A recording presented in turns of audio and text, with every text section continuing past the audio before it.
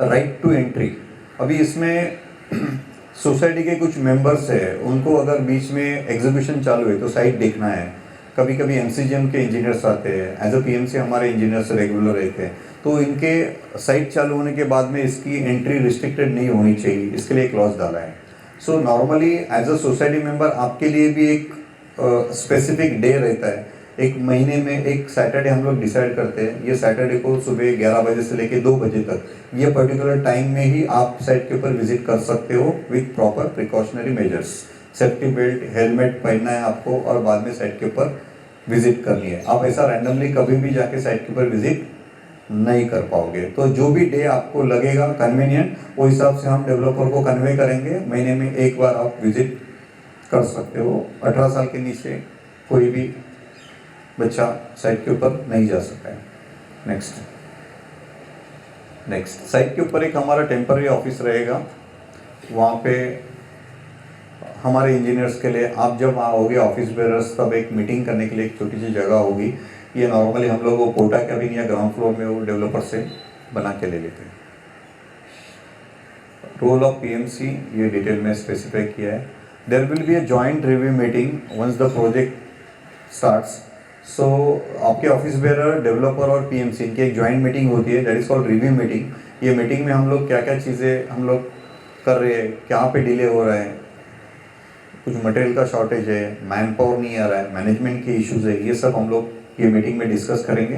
क्योंकि ये मीटिंग इतनी इंपॉर्टेंट है, ये मीटिंग अगर टाइमली और हर महीने में प्रॉपरली हो गई, आपके मेंबर्स का भी प्रेजेंस रहा, तो ही हम लोग ये प्रोजेक्ट टाइमली ख़त्म करने के लिए हेल्प करेंगे। क्योंकि आपको और पीएमसी दोनों को मिलके ये डेवलपर को प्रेशर क्रिएट करना है, तो ये रिव्यू मीटिंग बहुत इंपॉर्टेंट है। All the communications will be in writing. Verbal कोई भी कम्युनिकेशन ना सोसाइटी के एंड से जाएगा ना पीएमसी के एंड से जाएगा। जो भी कम्युनिकेशन होगा, जो भी इंस्ट्रक्शंस रहेंगी, ये सब राइटिंग में रहेगी। Next, liability of insurance. So developer जब साइट के ऊपर काम करते हैं तो उनके लेबर अगर कुछ किसका एक्सीडेंट हो गया, क्या हो गया, तो principal owner of this project is society. तो अगर कहाँ पे एक्सीडेंट हो गया तो ये डायरेक्टली सोसाइटी के ऑफिस बेरर के ऊपर आता है। तो इसके लिए डेवलपर ने उनका वर्क कॉम्पेंसेशन पॉलिसी है, कॉन्ट्रैक्टर्स ऑल रिस्क पॉलिसी है, ये दोनों पॉलिसी टिल द कंप्लीशन, उसका वॉल्यूम रहता है, उसकी अमाउंट रहती है, ये लेवल तक उनको लेनी है, ये पूरी रिस्पॉन्सिबिलिटी डेवलपर की है। इसमें सोसाइटी के लिए लायबिलिटी कोई भी नहीं है। Next, third party work compensation, ये सब डिटेल में लिखा है, कॉन्ट्रैक्टर ऑल रिस्क पॉलिसी। और यहाँ पे हम लोग ने बोल्ड में लिखा है, the society is not responsible for any lapses in insurance for or accidental incidents that occurs at the project which labored during the constructions. So कुछ भी साइट के ऊपर एक्सीडेंट होता है या कुछ भी होता है, इसमें लिए सोसाइटी की रिस्पॉन्सिबिलिटी बिल्कुल नहीं है। लेबर के रिलेटेड जितने भी लॉज है, ये सब वर्क कॉम्पेंसेशन है, ट्रेड यूनियन है, payment of minimum wedges act है, इंडस्ट्रियल ये है, इंडस्ट्रियल डिस्प्यूट एक्ट है, ये सब एक्ट के अंतर्गत जो भी रजिस्ट्रेशन करना है, जो भी पॉलिसी फॉलो करनी है, जो भी इंफॉर्मेशन गवर्नमेंट को देना है, ये सब डेवलपर की रिस्पॉन्सिबिलिटी है। नेक्स्ट, 32, आपके प्रीमाइसेस में अगर कुछ बड़े झाड़ है तो उसका प्रोटेक्शन करना भी डेवलपर की रिस्पॉन्सिबिलिटी है। उसको डिमार्केट करके अगर फाउंडेशन लेवल पे ये अगर ट्री आपको डिस्टर्ब कर रही है तो ही ऑफिशियली परमिशन लेके उसको निकालना पड़ेगा, अदरवाइज कोई भी झाड़ आप निकाल नहीं सकते हो। ये डेवलपर को हम लोग ने कंपल्सरी दिया है। नेक्स्ट, फोर्स मेजर क्लॉज देना बहुत इंपॉर्टेंट है, क्योंकि अगर एक्ट ऑफ गॉड की वजह से कुछ डिले हो गया, जैसे अभी लास्ट टाइम हम लोग ने पैंडेमिक का इशू फेस किया था, कभी अनफॉर्चुनेटली 6 मंथ्स कुछ भी कंस्ट्रक्शन एक्टिविटी नहीं हुई थी। सो ऐसा अगर कुछ टाइम आया तो डेवलपर को हमको उतना पीरियड के लिए एक्सटेंशन देना पड़ेगा। Next, arbitration. अभी एज अ एग्जिस्टिंग मेंबर हमको रिहैब कंपोनेंट करके ट्रीट करते हैं। So rehab component in the sense को प्रमोटर। सो डेवलपर प्रमोटर है, हम को प्रमोटर है। So as a existing member we can not complain to the RERA authority, so we'll have to go to the court of law only.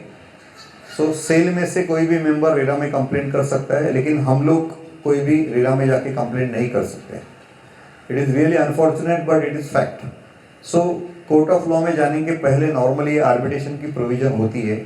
So इसका भी clause हम लोग ने detail में दिया है। नेक्स्ट, शेयर होल्डिंग पैटर्न, जो भी हम लोग developer final करेंगे उनका जो पार्टनरशिप का शेयर होल्डिंग पैटर्न है, ये नॉर्मली कोई भी नया बंदा आएगा तो उससे 51% वो लेना नहीं चाहिए, ये भी मैंडेटरी क्लॉज है। टर्मिनेशन क्लॉज, अगर ये प्रोसेस डेवलपर फॉलो नहीं कर रहे हैं या डेवलपर बैंकरप्ट हो गया है, डेवलपर क्वालिटी के हिसाब से काम नहीं कर रहे हैं, डेवलपर का काम स्लो है, डेवलपर अनडेफिनेट टाइम के लिए काम कर ही नहीं रहा है, सो ये काफ़ी सारे जो रीजंस की वजह से अगर प्रोजेक्ट डिले होता है तो डेवलपर को टर्मिनेट करने के राइट्स सोसाइटी के होने चाहिए। Next yes, In such situation क्या करेंगे? We have terminated the developer. So what is the next? So कौन से स्टेज के ऊपर हम लोग डेवलपर को टर्मिनेट कर रहे हैं, ये बहुत इम्पोर्टेंट सब्जेक्ट है, क्योंकि अभी समझो हम लोग एक 75-80% हमारा प्रोजेक्ट ख़त्म हो गया और ये लेवल पे इसका डिले हो रहा है।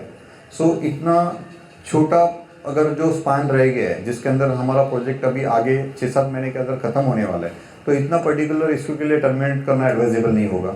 अभी आरसीसी के दरमियान या प्लिंथ लेवल पे वो परफॉर्म नहीं कर रहे हैं और कुछ भी जो रीजंस की वजह से उनको टर्मिनेट करना पड़ा, तो टर्मिनेट होने के बाद में नॉर्मली क्या होता है कि जो बीच में जो 6-7 महीने का जो पीरियड होता है जहाँ पे हमको उनको टर्मिनेट करके नया डेवलपर की अपॉइंटमेंट करनी है, सो ये बीच में का पीरियड में अपना रेंट, मेंबर्स के रेंट रुक जाते हैं। सो इसके लिए बैंक गारंटी की जो प्रोविज़न है ये इसके लिए, सो बैंक गारंटी रिवोक करके हमारे मेंबर्स को रेंट देना है, ये बैंक गारंटी की प्रोविज़न है बेसिकली। और फिर हमको प्रॉपर प्रिकॉशन लेके फिर नेक्स्ट डेवलपर की अपॉइंटमेंट करनी है, फिर आगे का सब एक्टिविटी चालू हो जाएगा। So termination of the developer is not that easy, और टर्मिनेशन करके हमको नया डेवलपर अपॉइंटमेंट करना, इसमें टाइम कंज्यूमिंग आइटम है, उसमें काफ़ी सारे हर्डल्स है, इसमें काफ़ी सारे इनकन्वीनियंस है the members. So termination will be a last option अगर कुछ सॉल्यूशन नहीं निकल रहा है और अभी इसके सिवा हमारे पास कुछ दूसरा रास्ता ही नहीं है, तो फिर हमको ये ऑप्शन चूज़ करना चाहिए। तो very wisely we have to choose this option. Yes sir. Bank guarantee आपण जर फीज करणार असू तर तो मेन्शन करू शकता का टेंडर हे डेव्हलपरला टर्मिनेट करतोय तर तिची बँक गॅरंटी ती पण आम्ही फीज करू। हां, बँक डेव्हलपरला टर्मिनेट केल्यानंतर त्याची बँक गॅरंटी रिवोकच होणार आहे ना। ती पण होईल as good as security deposit पण बँक हे होणार ना। फोरफिट करू, ठीक, फोरफिट करू, मेन्शन येस केलं तर करून घेतो। कुमार सर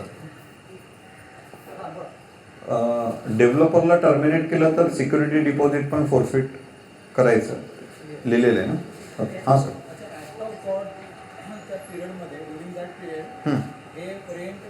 चालू राहणार ते सर, हो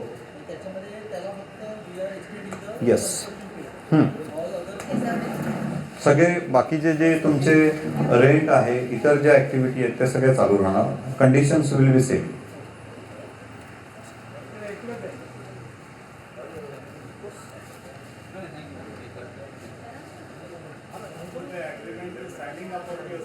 हां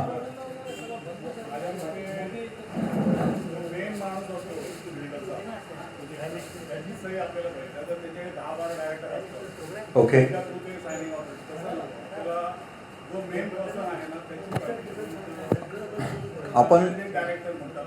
आपण असं करता येईल, एक मिनिट, जर ती प्रायव्हेट लिमिटेड कंपनी असेल तर त्यांच्या डिरेक्टर्सपैकी मॅनेजिंग डायरेक्टर आणि त्याचा शेअर किती आहे हे बघून आपण त्या पद्धतीने त्यांना सांगू। तसंच पार्टनरशिप फर्ममध्ये ज्याचे शेअर जास्त आहेत त्या पद्धतीने त्यांना मेन सिग्नेटरी आपण कन्सिडर करू।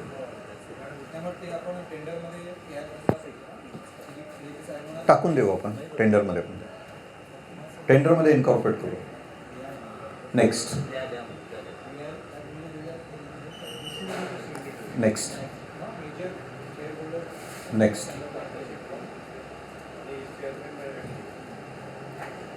हा एक अमलगमेशनची फक्त प्रोव्हिजन ठेवली आहे आपल्या इकडे, त्याचा किती यूज होईल मला माहिती नाही, पण बऱ्याचशा वेळी असं होतं की डेवलपर को हम लोग ने अपॉइंट कर दिया और अपॉइंट होने के बाद में वो आजू बाजू में भी थोड़ा ट्राई करते रहते हैं हमेशा, और बाजू की कोई सोसाइटी उसको फेवरेबल लगी तो उसको अमलगमेंट कर लेता है विदाउट आवर इन्फॉर्मेशन, विदाउट आवर कंफर्मेशन। तो इसके लिए एक क्लॉज डाल के रखा है कि अगर इन केस डेवलपर को कुछ प्लॉट अमलगमेंट भी करना है तो सोसाइटी के रिटर्न परमिशन के सिवाय वो किसी के साथ में भी अमलगमेंट नहीं कर सकता है। ये हम लोग ने यहाँ पे लिखा है। नेक्स्ट वर्क से नॉर्मली हा एक फॉर्म्युला आहे। त्या फॉर्म्युलामध्ये कसं होतं की बऱ्याचशा वेळा 3-4 सोसायट्यांचं अमलगमेशन होतं। 3 सोसायट्यांचा प्लॉट एरिया वेगळा असतो, त्यांचं एक्झिस्टिंग कन्झम्पशन वेगळं असतं, त्यांचा नंबर ऑफ मेंबर्स वेगळे असते आणि 3 लोक जेव्हा एकत्र येतात ना तर त्यावेळी जेव्हा ते डेव्हलपर जेव्हा त्यांना जे ऑफर देतो ते पर्सेंटेज ऑफ एरिया देतो सो तो पण डिफर होतो। तर तो कशा पद्धतीने डिफर झाला पाहिजे त्याचा एक फॉर्म्युला आहे, स्टँडर्ड फॉर्म्युला, तर तो आपण त्या पद्धतीने वर्कआउट केला आहे इन केस ऑफ अमलगमेशन। आपण काय लिहिलंय की आमची परमिशन घ्या, उद्या तुम्हाला वाटलं की बाजूचा सोसायटीचा प्लॉट एरिया तुमच्याकडे आला आणि तुम्हाला ऑफर आत्ता जी मिळते त्याच्यापेक्षा जास्त मिळते, तुम्हाला पार्किंग चांगली मिळते, तुमचा प्लॉट एरिया मोठा होतोय, तुमच्या ओपन स्पेसेस वाढत आहेत, ओके, प्रोजेक्टचं प्लॅनिंग चांगलं होत आहे आणि विन विन पोझिशनमध्ये आपण आहोत आणि तुम्हाला जर वाटलं जायचं तर तुम्ही हा म्हणू शकता त्यांना। जर त्यावेळी जायचं असेल तर ती प्रोव्हिजन आपण ठेवलेली आहे, नाही म्हणण्याचा अधिकार तुम्हाला कधीही आहे, तुम्ही कधीही नाही म्हणू शकता त्यांना। आपण असं लिहिलं आहे त्यांना की आमच्या रिटर्न परमिशन शिवाय तुम्ही अमलगमेंट नाही करू शकत। नेक्स्ट हे स्पेशल कंडिशन ऑफ कॉन्ट्रॅक्ट आहेत। नेक्स्ट बरोबर सिक्वेन्स ऑफ ॲक्टिव्हिटी आपण दिलेली आहे की पहिलं आपण डेव्हलपरला लेटर ऑफ इंटेंट देणार आहे, त्याच्यानंतर डेव्हलपर बरोबर MOU होणार आहे। MOU हा नॉर्मली कसं आहे, डेव्हलपमेंट ॲग्रीमेंट डिले होत असेल तर MOU करतो, कारण MOU हा रजिस्टर होत नाही, त्यामुळे त्याला तसं काही लिगली वेटेज नाही आहे। सो आपण will go directly for development agreement. Next हे काय काय आपण डेव्हलपमेंट ॲग्रीमेंटमध्ये अटॅच करणार आहोत त्याचे सगळं आपण लिस्ट ऑफ डॉक्युमेंट या ठिकाणी लिहिले। हां, डिमार्केशन ऑफ प्लॉट म्हणजे आता आपल्या प्लॉटचे जे इश्यू आहेत, जो प्लॉट एरिया आता फिजिकल याच्यामध्ये कमी आहे, सो आपण पहिली कंडिशन टाकली आहे वर डेव्हलपरला की त्याने पहिल्यांदा आपला प्लॉटचं सिटी सर्वे डिपार्टमेंटमधनं डिमार्केशन करून घ्यायचं आणि कुठे एरिया नेमका कमी होतोय आणि कुठे आपल्याला तो एरिया ॲडजस्ट करून आपल्याला आहे त्या याच्यावर रीच व्हायचं आहे ते आपल्याला करून रिवाइज सिटी सर्वेचा प्लॅन आपल्याला घ्यायला लागेल आणि त्याच्यावर जो एरिया डिमार्केट केलेला आहे त्या एरियाप्रमाणे आपल्याला FSIचं कॅल्क्युलेशन होणार आहे। सो तो फार महत्त्वाचा आहे। त्यामुळे डेव्हलपर अपॉइंट केल्यानंतर सगळ्यात पहिली ॲक्टिव्हिटी म्हणजे ही असणार आहे डिमार्केशनची सिटी सर्वेमध्ये। नेक्स्ट हे IOD, एक मिनिट, IOD कधी आणायचे, कशी आणायचे ते लिहिलेलं आहे आपण याच्या ठिकाणी। नेक्स्ट मेंबर्सला रेंट कधी मिळणार आहे, आपलं बिल्डिंगचं जे स्ट्रक्चर आहे ते डिमॉलिशन कसं होणार आहे ते लिहिलं आहे, कन्स्ट्रक्शन ऑफ नवीन बिल्डिंग कसं होणार आहे ते लिहिलं आहे। नेक्स्ट इथे आपण लिहिलं आहे approval process for full usage of FSI आणि TDR। सो नॉर्मली हां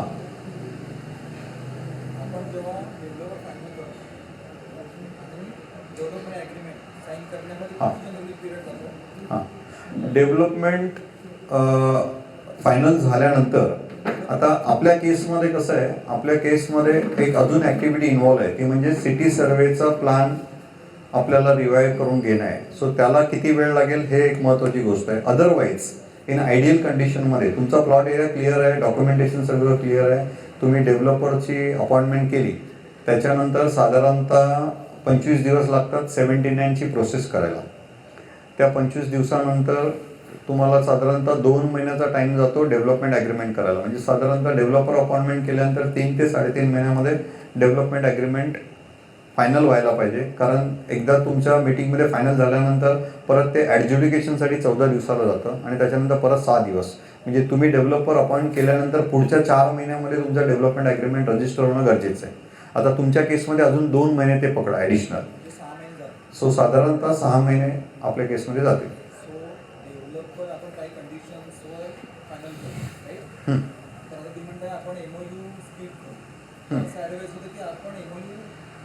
बिकॉज इनिशियली जेव्हा तुम्ही डेव्हलपर अपॉइंट करा तेव्हा ज्या काही कंडिशन्स असतील त्या एमओयूमध्ये येऊ द्या and then we will get time to review. ठीक. सो अगर हमको पिरियड जो आहे ना तुम्ही म्हटलं तसं एमओयूला कायद्याच्या दृष्टीने घेणे पण एक म्युच्युअल अंडरस्टँडिंग समजलो. From the point of members करताय. आपल्याला म्हणजे ते कळेल की मला वेळ मिळतो काय एक्झॅक्टली आपण कंडिशन्स श्योर करते हैं. नेक्स्ट, डेवलपमेंट एग्रीमेंट होने के बाद में हमको डेवलपर को पावर ऑफ अटर्नी भी देना है, राइट्स ट्रांसफ़र करने हैं. Next, additional carpet area, corpus fund. हमारे फिजिबिलिटी की रिपोर्ट के हिसाब से जो भी कॉर्पस फंड हम लोग ने किया है और जो डेवलपर से निगोशिएट करके हम लोग कॉर्पस फंड फाइनल करने वाले हैं. सो ये कॉर्पस फंड का डिस्ट्रीब्यूशन कैसे होगा. सो हमारा डेवलपमेंट एग्रीमेंट होने के बाद में आपको 25% उसकी इंस्टॉलमेंट मिलेगी. आप जब आपका एग्जिस्टिंग प्रेमाइसेस वेकेंट करोगे तभी 25% मिलेगी. अपने बिल्डिंग का पूरा आरसीसी खत्म होने के बाद में 25% मिलेगी.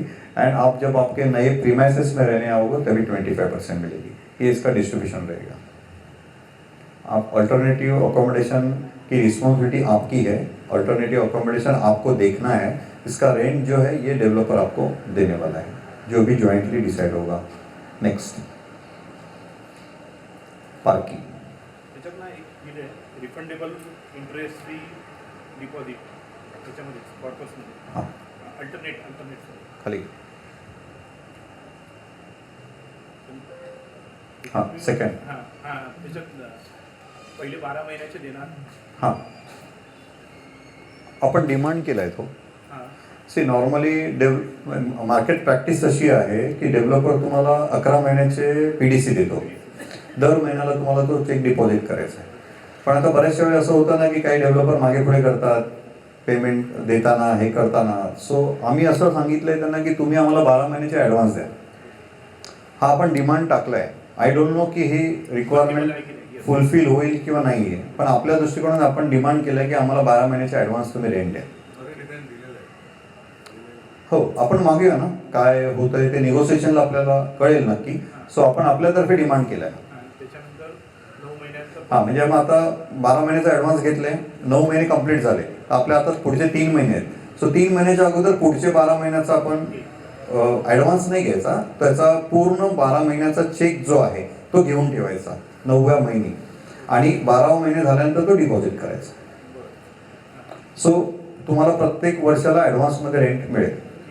त्याच्यानंतर कोणतं पुढे in advance the refundable refundable interest deposit म्हणजे काय आहे की तुम्ही आता कुठे रेंटवर गेलात तर तुम्हाला काहीतरी एक सर्टन अमाऊंट डिपॉझिट द्यावी लागते ना. सो ती 50,000 असते, कधी 75 असते, कधी 1,00,000 असते. सो ती जी डिपॉझिटची रक्कम आहे ती आपण डेव्हलपरकडनं घेतो. So it's a refundable deposit म्हणजे ते तुम्हाला जस्ट तुम्हाला एक हेल्पिंग हँड म्हणून ती आपण डेव्हलपरकडनं घेतो, पण पजेशनच्या अगोदर तुम्हाला ती रक्कम रिफंड करायची त्याला. अच्छा म्हणजे ते कॉर्पसमधून मायनस करेल किंवा कॉर्पसमधनं मायनस होईल किंवा तुमच्या शेवटच्या रेंटमधून ॲडजस्ट होईल, पण ती शेवटी तुम्हाला पजेशन घ्यायच्या अगोदर तुम्हाला ते हँडओव्हर करायचे आहेत. नेक्स्ट,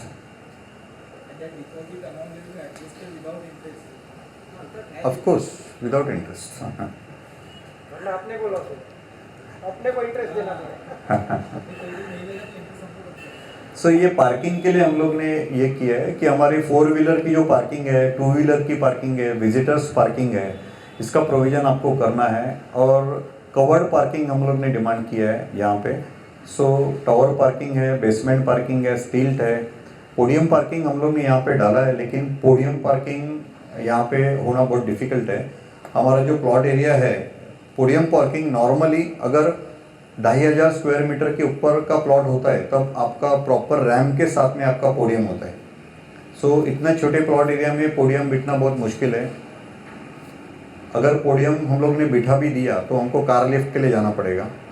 सो एक तो बेसमेंट में हम लोग कार लिफ्ट से पार्क करेंगे, या तो अपर लेवल पोडियम देके कार लिफ्ट से ये करेंगे, या तो टावर पार्किंग कार की आ जाएगी. ये प्लानिंग के टाइम में डिसाइड करना पड़ेगा, लेकिन हम लोग ने यहाँ पे सभी ऑप्शंस डिमांड किए. उसके साथ साथ में कुछ इलेक्ट्रिकल व्हीकल्स के लिए चार्जिंग स्टेशन भी डिमांड किए पार्किंग के इसमें। नेक्स्ट, डिफेक्ट लाइबिलिटी पीरियड हम लोग ने अभी डिस्कस किया कि ये 5 साल तक डिफेक्ट लाइबिलिटी पीरियड रहेगा। और हम लोग जो सिक्योरिटी डिपॉजिट रखने वाले हैं, ये सिक्योरिटी डिपॉजिट भी डिफेक्ट लाइबिलिटी पीरियड तक रखना, ऐसा अभी हमारा डिसाइड हुआ है। उसके बावजूद हम लोग बीजी में से 10% अमाउंट सिक्योरिटी डिपॉजिट, तो इसका बीजी अलग रहेगा, इसका बीजी अलग रहेगा 2% का 2% ऑफ कंस्ट्रक्शन कॉस्ट। नेक्स्ट, ती बीजी तुम्ही नंतर एंडला देणार ना आफ्टर कंप्लीशन ऑफ प्रोजेक्ट. हाँ ती परफॉर्मन्स बीजी झाली। हाँ नंतर ये अपना एक्चुअल बीजी है। ये हमारा जो थोड़ा एज पर 79 पॉलिसी ये 20% ऑफ कंस्ट्रक्शन कॉस्ट नहीं, प्रोजेक्ट कॉस्ट के ऊपर है, करेक्ट। तो इसका जो डिस्ट्रीब्यूशन है बीजी लेने के बाद में इसको हमको रिलीज भी करना है। बीजी हम लोग नॉर्मली क्यों लेते हैं, क्योंकि काम की सिक्योरिटी के लिए लेते हैं, कि काम की श्योरिटी के लिए लेते हैं, इनका काम होना चाहिए। तो जैसे जैसे काम होगा उस तरह से हमको रिलीज भी करना पड़ेगा bank guarantee.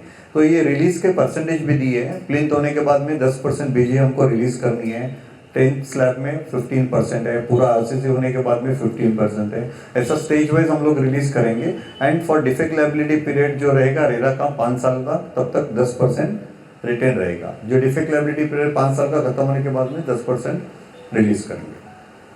Next, indemnity bond, performance bond ये लेना है। सिक्योरिटी डिपॉजिट हम लोग ने डिस्कस कर दिया। सिक्युरिटी डिपॉझिट मला विचारायचं लेट आलं होतं. सिक्युरिटी डिपॉझिट आपण फक्त 15,000 रुपये घेतोय. 15 लाख, सॉरी 15 लाख. 15 लाख सफिशियंट आहे का?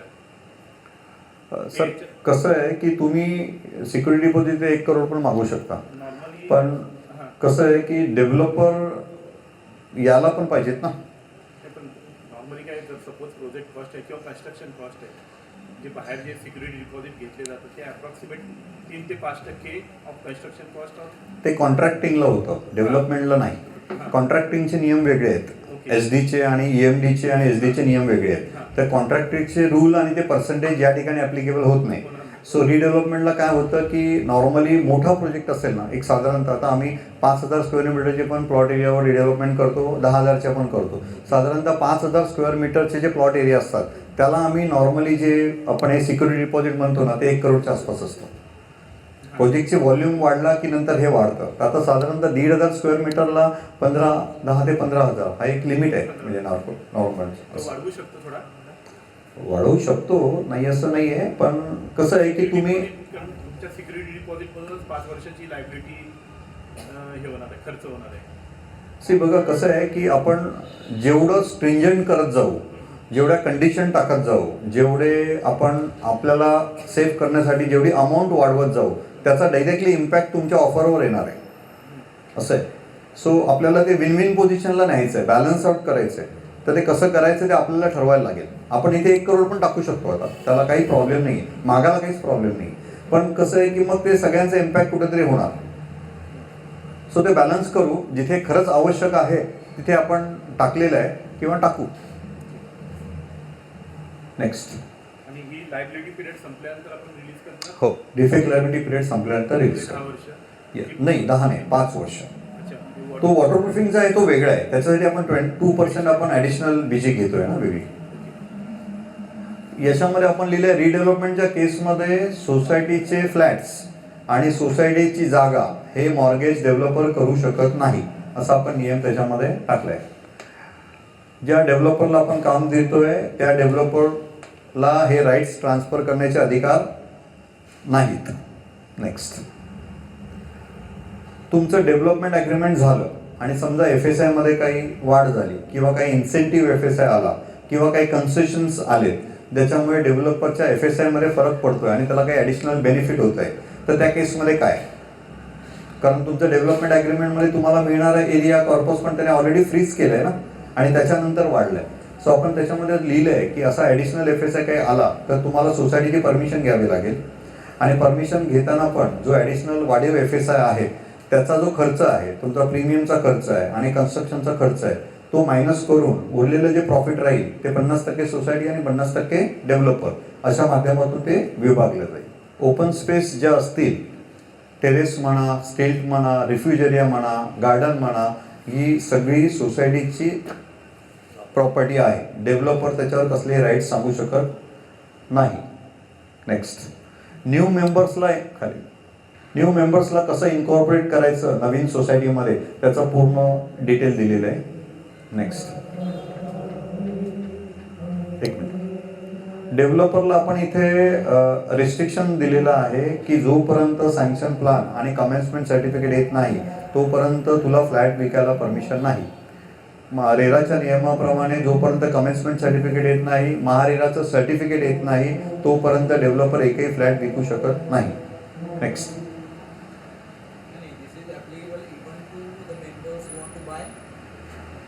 इंटरनल जर आपल्याला परचेस करायचं असेल ना तर आपण आता सध्या त्यांच्यावर काही ॲग्रीमेंट करत नाही.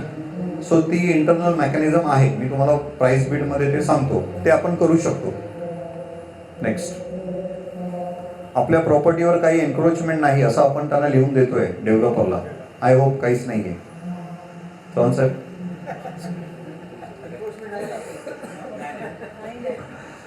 बिल्डिंग कशी डिमॉलिश करायची ते पण आपण या ठिकाणी दिलेलं आहे. मला वाटतं तुमच्या याच्यामध्ये मी कुठेतरी वाचलं होतं की बिल्डिंग डिमॉलिशन करताना किंवा काही तो 10 ते 5 वाजे किंवा 6 वाजेपर्यंतच डिमॉलिश असा नाही आहे. नियम असा आहे MCGMचा, सकाळी 8 वाजल्यापासून रात्री 10 वाजेपर्यंत ऑफिशियली डेव्हलपर डिमॉलिश आणि काम करू शकतो. त्याला तुम्ही थांबवू शकत हां नाही. डिमॉलिश करताना त्यांना बाहेरून ते बॅरिकेटिंग करणं ते सगळं असतं, म्हणजे ते डस्ट बाहेर जाऊ नये त्याच्यासाठी आता त्यांनी बरंचसं हे केलं आहे. पाणी मारून डिमॉलिश करा, बरेचसे प्रिकॉशन्स आता घ्यायला सांगितले, कारण मुंबईमध्ये आता डस्ट पोल्युशन वाढतं आहे म्हणून.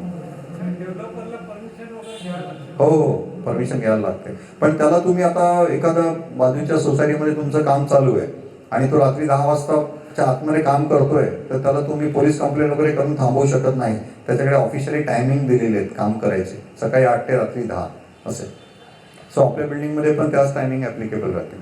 नेक्स्ट, वॉटर सप्लायची प्रोव्हिजन कशी होणार आहे हे आपण दिलेलं आहे. Next, electricity supply. नेक्स्ट, हां, हा एक इम्पॉर्टंट फॅक्टर आहे. हां सर, वॉटर कनेक्शन म्हणजे आमचा फ्लॅट जो आहे 24 पाय झालं हां, ते कसं असतं की तुमचे किती फ्लॅट्स आहेत, नंबर ऑफ फ्लॅट्स किती आहेत. आता MCGMचं कॅल्क्युलेशन कसं असतं की 1 BHK मध्ये 5 माणसं पकडतात, 2 BHK मध्ये 7 माणसं पकडतात. सो त्यांच्या पर कॅपिटाप्रमाणे दी पर डेची जी रिक्वायरमेंट आहे त्याला मल्टिप्लाय करून ती वॉटरची रिक्वायरमेंट काढली जाते. त्या अनुषंगाने तुमची अंडरग्राऊंड टँक डिझाईन केली जाते, त्याचं अप्रुव्हल MCGMमध्ये होतं आणि त्या पद्धतीने ओव्हरहेड टँकचं पण किती लिटरची कॅपॅसिटी असली पाहिजे त्याचं पण डिझाईन होतं. नाही, आता 2 लाईन मिळणार नाहीत, एकच सिंगल लाईन येईल, पण तुमच्या रिक्वायरमेंटप्रमाणे त्याचं डिझाईन केलं जाईल. ती 1 इंचाची असेल, 2ची असेल की 3ची असेल ते त्या डिझाईनवर अवलंबून असेल. सो आपण आता ती ॲडिशनल लाईन तुम्हाला पहिल्या प्रपोजलला ॲडिशनल मिळणारच नाही कोणत्याही परिस्थितीत. नाही, होणार नाही. जर त्यांच्याकडे पाणी असेल तर काहीच प्रॉब्लेम नाही. हां, नाही बरोबर आहे, पण त्या पर कॅपिटाप्रमाणे डिझाईन. आता तुमची खालची टाकीच जवळपास आहे 3-1 लाखाची तुमची खालची टाकी येईल, अंदाजे सांगतो. पण ते तुम्ही म्हणाल की मी परमिशन घेतानाच 2 कनेक्शन घेईन, तर तसं नाही देणार. ते नंतर तुम्ही आता कसं करायचं चव्हाण साहेबांना माहिती आहे, तुम्ही परमिशन घेतल्यानंतर. सो हे प्रपोजल जे आहे, जे आपण रिडेव्हलपमेंटला प्रपोजल टाकणार आहोत, हे प्रपोजल हे आहे हे डेव्हलपरच्या नावावर नसणार. सगळ्या परमिशन TDR हे आपल्या सोसायटीच्या नावावर असल्या पाहिजेत अशी आम्ही कंडिशन टाकली आहे. TDR पण परचेस करताना तो सुद्धा सोसायटीच्या नावावर आला पाहिजे असं कंपल्सरी लिहिलेलं आहे. कारण बऱ्याचशा असं होतं की काही डिस्प्यूट झालं तर मग ते त्यांच्या नावावर परमिशन असतात, ते आपल्याला घ्यायला फार त्रास होतो. त्यामुळे या सगळ्या परमिशन सोसायटीच्या नावावर असणं गरजेचं आहे. हे साईटवर काय काय रेकॉर्ड्स मेंटेन करायचे आहेत ते थोडं टेक्निकल आहे, त्याच्यामध्ये मी एवढं डिटेलमध्ये जात नाही आता. नेक्स्ट, त्यांना बारचार्ट, डेव्हलपरला बारचार्ट वगैरे द्यायचं आहे, परचार्ट द्यायचं आहे, ते सगळं लिहिलेलं आहे. नेक्स्ट, मटेरियल काय यूज करणार, जे आपण टेंडरमध्ये दिलेलं आहे त्याप्रमाणे त्यांना यूज करायचं आहे. ॲज अ PMC आमचा त्याच्यावर कंट्रोल असणार. आलेल्या मटेरियलचं सॅम्पल चेक करणं, त्याची क्वालिटी चेक करणं, ते टेस्टिंगला पाठवणं, कुठच्या लॅबोरेटरीमध्ये पाठवायचं ते पण दिलेलं आहे. सॅम्पल कसे पाठवायचे तेही दिलेलं आहे. नेक्स्ट, टेस्टिंग ऑफ मटेरियल, त्याची फ्रिक्वेन्सी काय असली पाहिजे, कसं चेक करणार ॲज अ PMC, तुम्हाला रिपोर्ट कसा जाणार, हे सगळं दिलेलं आहे याच्यामध्ये. फील्डवर पण टेस्ट होणार आहेत आणि लॅबोरेटरीमध्ये पण टेस्ट होणार आहेत. त्याच्यासाठी काय काय इक्विपमेंट लागणार, काय काय डेव्हलपरने साईटवर ठेवायचं तेही लिहिलेलं आहे डिटेलमध्ये. नेक्स्ट, आमचं प्रत्येक ॲक्टिव्हिटीला कन्सल्टंटचं अप्रुव्हल असणार. स्लॅब कास्ट करताना, मेशनरी करताना प्रत्येक फ्लोअरला, प्रत्येक लेवलला आमचं अप्रुव्हल असणार. त्याच्यानंतर डेव्हलपर ते पुढे जाऊ शकतो. प्लान सबमिशन, अमेंडमेंट कसं करायचं आहे, MCGMला काय करायचं आहे, हे सगळं आपण दिलेलं आहे. Drawings, permission during exhibitions. Next, documentation, म्हणजे तुमचं प्रोजेक्ट पूर्ण कंप्लीट झाला त्याच्यानंतर तुमच्या प्रोजेक्टचे approved drawings, IOD, CC, OC, हे सगळे जे तुमचे ओरिजिनल डॉक्युमेंट आहेत ते लिगली तुमच्याकडे पोचले पाहिजेत. तर तुम्ही नवीन घरामध्ये प्रवेश करणार त्यावेळी तुमचे सगळे डॉक्युमेंट डेव्हलपर तुमच्यापर्यंत पोचवणार. ते आपल्याला त्या ठिकाणी दिलेलं आहे. पजेशन ऑफ न्यू प्रिमायसेस, तुम्ही पजेशन नवीन प्रिमायसेसचं कधी घ्यायचं आहे, तर OC आल्याशिवाय पजेशन घ्यायचं नाही. हे सगळं डिटेलमध्ये इथे लिहिलेलं आहे. नेक्स्ट, सॉफ्ट पोझिशनची काय?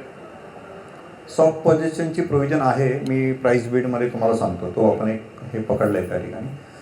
सो हे स्ट्रक्चर कसं असलं पाहिजे, त्याची ग्रेड काय असली पाहिजे, ओके, हे सगळं दिलेलं आहे. हे सगळं आपण RNCमध्ये करणार आहोत, ते सगळं आपण दिलेलं आहे. सो हे सगळं थोडं टेक्निकल आहे. सिमेंटची ग्रेड काय असणार आहे, स्टीलची ग्रेड काय असणार आहे, थोडं स्किप कर. मिक्स डिझाईन कसं करायचं आहे, फाउंडेशन. नेक्स्ट, ह्याचं डिझाईन आपल्याला VGTI आणि बॉम्बे IIT आणि स्ट्रक्वेल यांच्याकडनं करून घ्यायचं आहे. टेस्टिंग पण त्यांच्याकडनं करून घ्यायचं आहे, ते आपण लिहिलेलं आहे. एलिव्हेशन बिल्डिंगचं चांगलं असणं गरजेचं आहे, ते स्पेसिफाय केलेलं आहे. नेक्स्ट, मेशनरी, म्हणजे आता ब्रिक्स तर कोणी वापरतच नाही, कारण ब्रिक्स चांगल्या क्वालिटीचे अवेलेबल नाही आहेत. तर आपण जे AAC ब्लॉक वापरणार आहोत त्याचे जॉईंट्स हे आपल्याला साध्या सिमेंट मॉर्टरने न भरता केमिकलने भरले पाहिजेत, ते पण आपण या ठिकाणी लिहिलेत. तर लिकेजचे प्रॉब्लेम हे रिझॉल्व्ह होत जातील. Next, external plaster, internal plaster काय असलं पाहिजे ते पण आपण लिहिलं आहे. बऱ्याचशा वेळी तुम्ही आता बघितलं असेल की इंटरनल प्लास्टरला बरेच जण प्लास्टर न करता डायरेक्ट जिप्सम लावतात.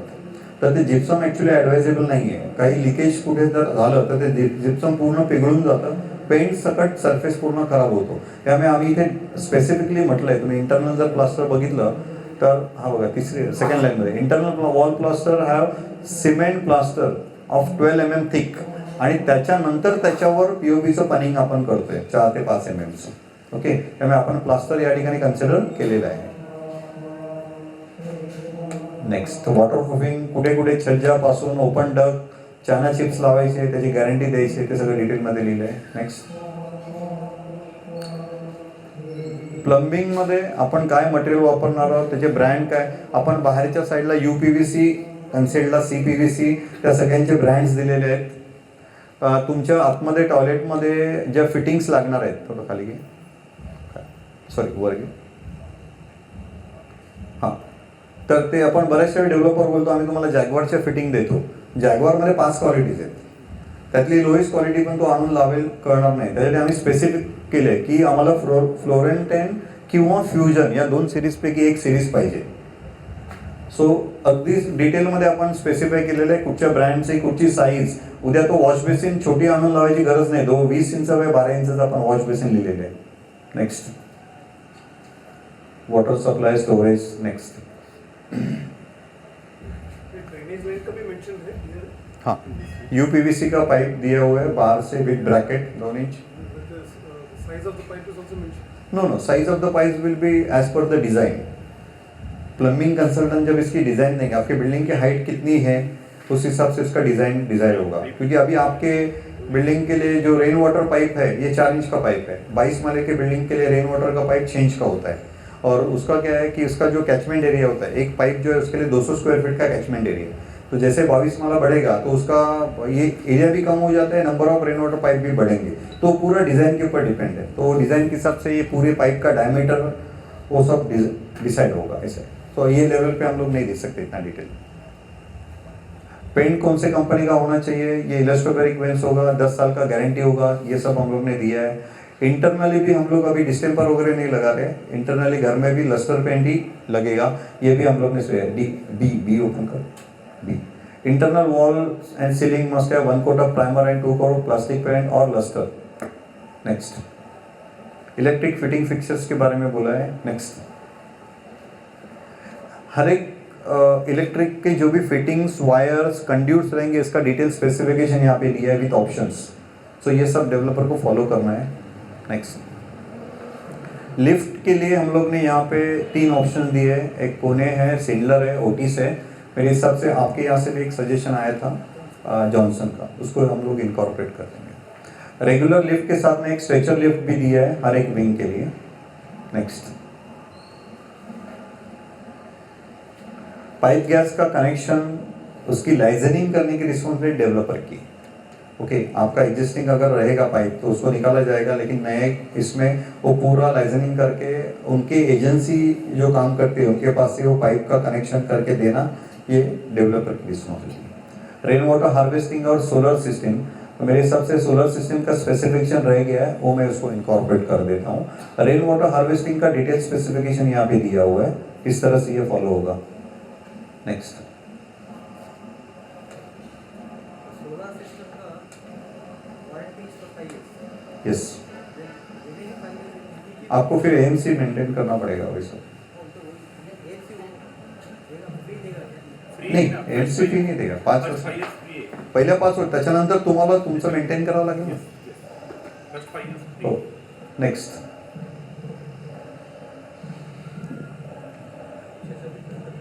फायर फाइटिंग उसका डिटेल दिया है। नेक्स्ट, हाँ खाली का।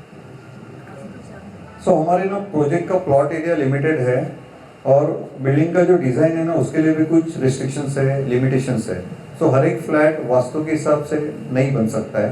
At least will see to that कि आपका जो मेन डोर है ये साउथ डायरेक्शन में फेस करके नहीं रहेगा, इतना ही प्रिकॉशन रीडेवलपमेंट ले सकते हैं, उससे ज़्यादा पॉसिबल नहीं है।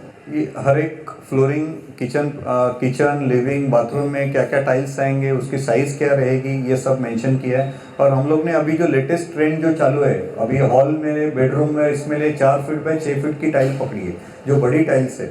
जो नॉर्मली क्या होता है, जितनी बड़ी टाइल रहेगी उतने जॉइंट्स कम रहेंगे, जितने जॉइंट्स कम रहेंगे उतना दिखने के लिए अच्छा रहेगा। इसके लिए अभी वो 2 बाय 2 का पैटर्न चला गया है, सब मैक्सिमम सब बड़े साइज पकड़ेगा। नेक्स्ट, बाथरूम में भी हम लोग ने ये जो फ्लोर टाइल है 2 फुट बाय 2 फुट की है और डैडो टाइल भी 2 foot by 4 feet K consider की है। नेक्स्ट, फ्लोरिंग अँटीस्किड असणार आणि वॉलचा टाईल नॉर्मली मॅट फिनिशमध्ये घेतो, आता म्हणजे ग्लॉसी कोणी वापरत नाही, इव्हन फ्लोरिंगला पण आपण मॅट फिनिश प्रिफर करतो। सो ते सगळं आपण सॅम्पलचं जेव्हा सिलेक्शन करू ना तेव्हा हे सगळे पॅरामीटर्स होणार साठी।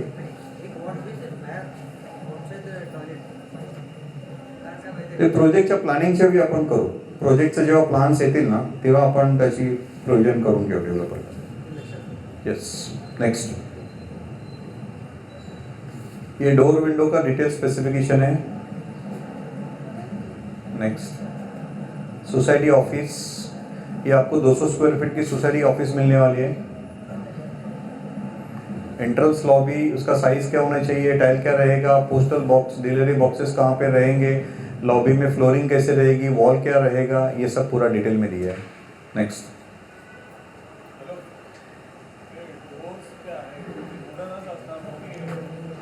नाही उडन मेन डोअरचं म्हणताय ना तुम्ही? हो हो, फक्त सेफ्टी डोअर येणार नाही त्याला, बाकी सगळे फ्लश डोअर। नेक्स्ट, नाही किचन कॅबिनेट्स किंवा काही ट्रॉली वगैरे याची काही प्रोविजन नाही केलेली आहे, याच्यामध्ये नाही केलेली। हां, टीकवूड आता मिळत नाही, सालवूडच वापरतात सगळे। आत्ताच्या परिस्थितीत मुंबईमध्ये टीकवूड अवेलेबल नाही आहे मेन डोअरसाठी, किंवा कोणी बनवत नाही, सालवूड वापरतात किंवा रेडवूड, आता एक नवीन आलंय रेडवूड आलंय, हां रेडवूड वापरतात सध्या। क्लिअर हाईट किती असेल आपली? क्लिअर हाईट 9 फुटाची असेल. 9 फूट फक्त. हां, कारण ॲज पर MCGM तुम्हाला फ्लोर टू फ्लोर हाईट 9.5 फुटाची आहे. 9 फूट 6 इंच. त्याच्यामध्ये तुमचे टाईल आणि स्लॅबची थिकनेस गेली तर 9 फूट राहते. MCGM ने अप्रूव्ह केलेले बाकीचे आता आहे. बाकी बाहेर जे प्रोजेक्ट चालले आहेत ते 10 फूट आहे, 10.5 फूट आहे. नाही, 10 फूट आणि 10.5 फूट आता तुम्हाला फार कमी मिळतील. पण ओपन प्लॉटवरच्या ज्या रिडेव्हलपमेंट न होता ओपन प्लॉटच्या ज्या बिल्डिंग होतात ना, तिथे नॉर्मली 10 फुटापर्यंत देतात. इथे 10.5 फूट पण आहेत काही ठिकाणी आता इथे. तुम्ही जेवढं हाईट वाढवणार तेवढी प्रोजेक्टची कॉस्ट वाढत जाते. सो ते आपल्याला कसं बॅलन्स बघायला लागेल, फिजिबिलिटी पॉईंट कसं ते बॅलन्स होते ते बघावं लागेल. ठीक आहे, आपण ट्राय करूया टेंडरमध्ये मॅक्झिमम द्यायची, किंवा डेव्हलपरवर निगोशिएट करताना ते कसं करता येईल ते आपण बघू. नेक्स्ट, हे फिटनेस सेंटर वगैरे बाय डिफॉल्ट आपल्याकडे येणार आहे. त्याच्यामध्ये काय काय ट्रेड म्हणजे इक्विपमेंट्स काय काय असणार आहे त्याचं पण डिटेल आपण दिलेलं आहे. नेक्स्ट, कॉमन फॅसिलिटी आहेत ते सगळं डिटेलमध्ये दिलेलं आहे. नेक्स्ट, CCTV जे आपले प्रोजेक्टला लागणार आहेत, प्रत्येक फ्लोअरला CCTV येणार आहे. पूर्ण प्रोजेक्टवर पण CCTV आपण लावणार आहोत. त्या CCTVचं स्पेसिफिकेशन काय असलं पाहिजे हे पण सगळं डिटेल दिलं आहे, म्हणजे उद्या त्याने काही आयवॉश करू नये. नेक्स्ट, डेव्हलपरचं जेव्हा RCCचं काम चालू असणार आहे तेव्हा आपण डेव्हलपरकडनं एक सैंपल फ्लैट बनवून घेणार आहोत. सो सैंपल फ्लैट बनाने का रीज़न ये है कि हमारे टेंडर में जो भी स्पेसिफिकेशन दिया है उस हिसाब से हमको सैंपल फ्लैट जो भी कलर कॉम्बिनेशन है, किचन प्लेटफॉर्म की हाइट है, किचन प्लेटफॉर्म के टाइल्स है, आपके जो वॉश बेसिन का जो एरिया है, उसका सिंक की पोजीशन है, सिंक की साइज़ है, ये सब हम सैंपल फ्लैट में आपसे अप्रूव करके ले लेंगे. इसके बाद में उस हिसाब से सब प्रोक्योरमेंट होगा. नेक्स्ट, ये स्टैंडर्ड एम्यूनिटीज है ईच फ्लैट में क्या क्या आने वाले हैं, इसको स्किप करो. हाँ, सगळ्या विंडो फ्रेंच असणार. ये जो सेक्शन 9 है, this is for list of approved material. So ये प्रोजेक्ट में जो भी मटेरियल लगने वाला है ये कौन से कंपनी का होना चाहिए ये हम लोग ने स्पेसिफाई किया है. And we have always given options. हमारे टेंडर में हम लोग ने इक्विवेलेंट वर्ड कहाँ पे भी आपको मिलेगा नहीं. एशियन और इक्विवेलेंट ये वर्ड आपको मिलेगा नहीं, ये ऑप्शन दिया ही नहीं है. स्क्रॉल कर, काफ़ी सारे आइटम्स है, लाइक ACC ब्लॉक्स है, कौन से कंपनी का होने चाहिए यहाँ पे दी है. उसकी जो बॉन्डिंग मोटर है ये भी कौन से कंपनी का है, फाइबर मैश कौन से कंपनी का है, ऑर्डिनरी सीमेंट पोर्टलैंड रहेगा वो कौन से कंपनी का है, व्हाइट सीमेंट कौन से कंपनी का है, रेडीमिक्स अगर आ रहा है हमारे यहाँ पे तो वो कौन से कंपनी का आना चाहिए, ये भी सब स्पेसिफिक. स्क्रॉल कर, काफ़ी सारे आइटम्स है, ये डिटेल स्पेसिफिकेशन दी है, ये भी आप एक बार देख लीजिए. इसमें कुछ आपको सजेशन देना है तो हम लोग इसको इनकॉर्पोरेट कर सकते हैं. लेकिन हमारे एक्सपीरियंस के हिसाब से जो भी मार्केट में सबसे बेस्ट प्रोडक्ट है ये हम लोग ने यहाँ पे इनकॉर्पोरेट किए हैं. इसके बावजूद अगर आपको लग रहा है कुछ हम लोग चीज़ें डाल सकते हैं अंदर तो हम लोग कर लेंगे. CI pipe, GI pipe, plywood कौन सा कंपनी का रहेगा, विनियर अगर रहेगा तो कौन से कंपनी का रहेगा, ये सब स्पेसिफाई किया है. लैमिनेट्स है, आपके एलिवेटर्स है, वुड फिनिश है, डोर के हिंजेस है. ये छोटे छोटे अगर आप डोर अजून खाली घे. हां, सो याच्यामध्ये त्यांचे बॉल बेअरिंग्स कोणत्या कंपनीचे आहेत ते पण स्पेसिफाय केले आहे. डोअरचे हिंजेस कोणत्या कंपनीचे आहेत ते पण स्पेसिफाय केलेले आहेत. नेक्स्ट, डोर का हाइट इज ऑल्सो स्पेसिफाइड. हाँ, नॉर्मली मेन डोर का जो हाइट है ना ये 7 फुट बाय 3 फुट 6 इंच का होता है. उसकी साइज जो होती है ना 7 feet by 3 foot say main door की, वो भी स्पेसिफाई की है ऊपर. अगर आपने देखा रहेगा ना ऊपर स्पेसिफाई की. नेक्स्ट, सो इलेक्ट्रिकल से लेके सब ये पूरा डिटेल इसमें दिया है. यहाँ पे एक नीचे हम लोग ने पैरा ऐड किया है. The developer should promise to deliver all the flats accessories at the time of delivering flats, but it has to be taken on record that during the time of construction new technology and tools of the smart homes may get developed. The developer should use the in practice and in trend tools to deliver to us. तो basically क्या होता है, अभी एक tile के बारे में अगर हम लोग करते हैं तो टाइल के जो पैटर्न्स है, साइज है या डिज़ाइंस है, ये एवरी ईयर थोड़े ना थोड़े चेंज होते जाते हैं. तो आपका प्रोजेक्ट 5 साल के बाद कंप्लीट होगा या 4 साल के बाद में कंप्लीट होगा तब कुछ अलग लेवल पे रहेगा. सो जब टाइल का सिलेक्शन रहेगा तब हम लोग एक बार वापस रिव्यू लेंगे कि अभी क्या प्रैक्टिस है, हम लोग ने टेंडर में क्या डाला है, इसको क्या एनहांस कर सकते हैं, वो जॉइंट कॉल हम लोग ले लेंगे. तो डेवलपर को यहाँ पे बोला है कि आपको ये थोड़ा ओपन यहाँ पे रहना पड़ेगा। नेक्स्ट, ये सब IS कोड है, जितने भी काम करने हैं ये एज पर IS कोड करने, ये स्टैंडर्ड प्रैक्टिस है, ये हमको डालना ही है टेंडर में, ये हिसाब से डाल दिए है। नेक्स्ट, सो डेवलपर जब टेंडर कोड करता है तब उसको समझने के लिए इजी हो, इसके लिए हम लोग ने एक चेकलिस्ट दी है। तो अगर ये लिस्ट ऑफ डायरेक्टर उन्होंने दिए कि नहीं दिए, उनको यस करना है। कॉपी ऑफ पार्टनरशिप डीड है, यहाँ पे यस करना है। ये सब मैंडेटरी डॉक्यूमेंट्स है, इसको हम लोग ने उनको सिंप्लीफाई करके यहाँ पे दिया है फॉर इजी अपडेट के लिए। सो ये डॉक्यूमेंट्स सब देख के उनको टिक करना है और टेंडर के साथ में उनको देना है। नेक्स्ट, सो ये जो लास्ट में है ये डॉक्यूमेंट ऑफ सोसाइटी है।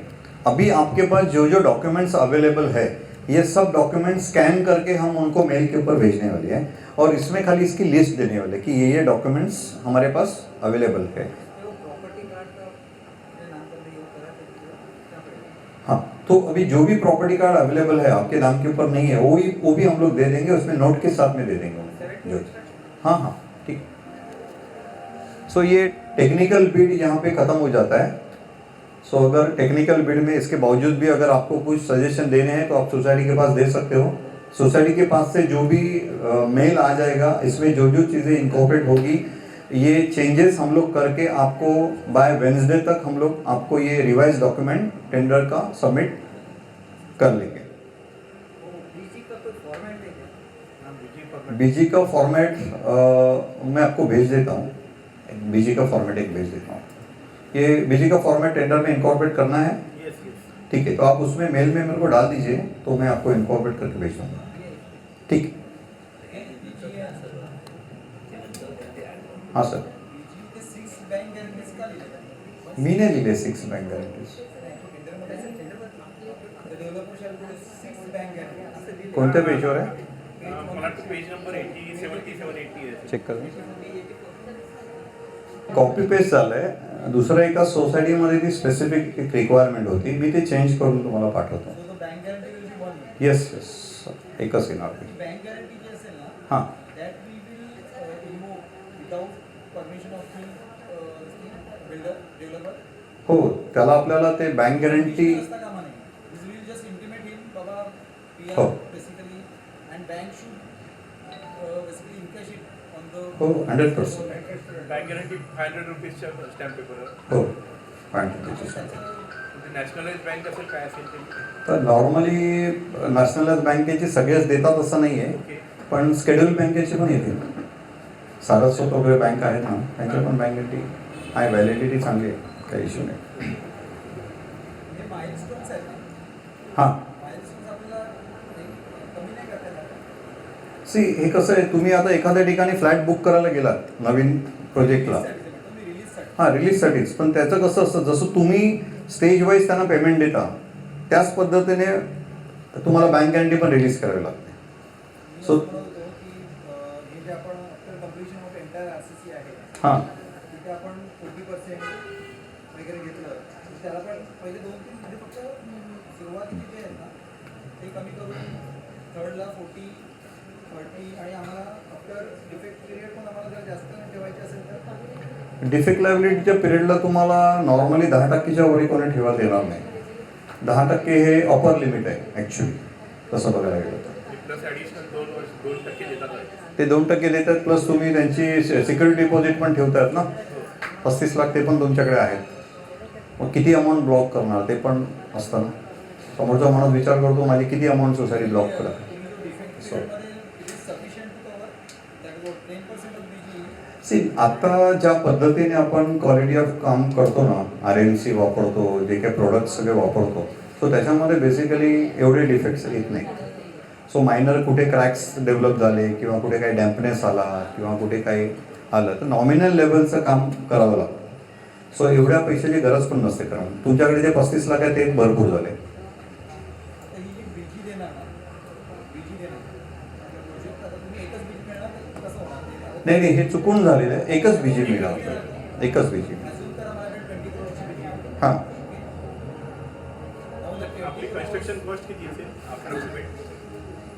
मला बघायला लागेल, मला माझ्याकडे फिजिबिलिटी रिपोर्टची कॉपी आणली आहे का सर? आहे आणि काय काय?